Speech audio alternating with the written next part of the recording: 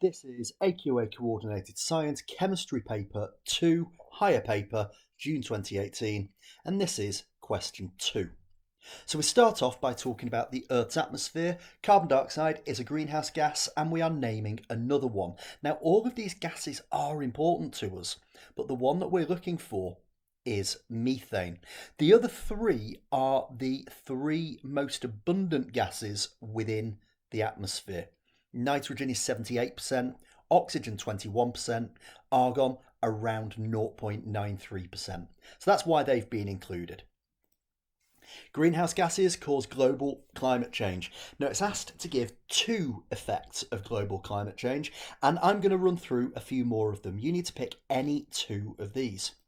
You can talk about the fact that sea levels are rising. You could approach that from the point of view of melting ice, which leads to the rising sea levels. You could also then link that to the loss of habitat, that if we're losing coastal areas, we are losing where those plants and animals can live. And extremes of weather. It's not necessarily that it gets hotter, but it will be more extreme. And you could also talk about agricultural problems. Moving on to 2.3, we've got 4.1 kilograms of a plastic used to make plastic bottles, and it has a carbon footprint of 6 grams of carbon dioxide. So what would the carbon footprint be for one plastic bottle of mass 23.5 grams? Well, 4.1 kilos would give 6 kilos. What would give 23.5 grams? Well, we're going to do a little calculation. We do 6 divided by 4.1, and we multiply that not by 23.5, but by 0.0235. Because the whole question is based around kilograms, we need to convert that into kilograms too.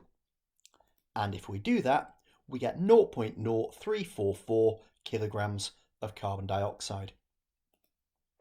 On to 2.4, give one way that carbon dioxide emissions can be reduced when a plastic bottle is manufactured. Again, there's a couple of examples you could go for here. One of them, you might talk about using recycled plastic instead. We know that that uses less energy and therefore it produces less carbon dioxide.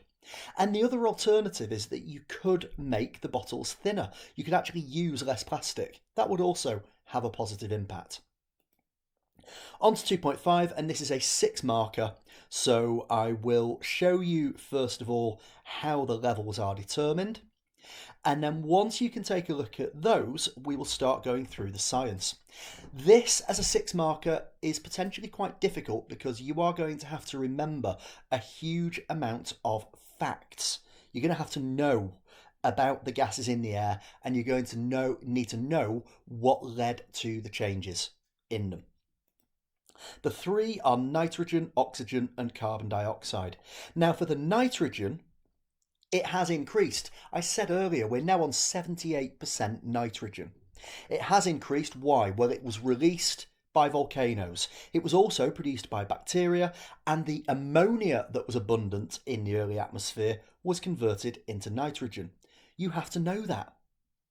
Oxygen has increased. That's now around 21%, and this is possibly a more straightforward one because we can link this to algae and plants producing oxygen when they started to photosynthesize. So that led to the oxygen going up.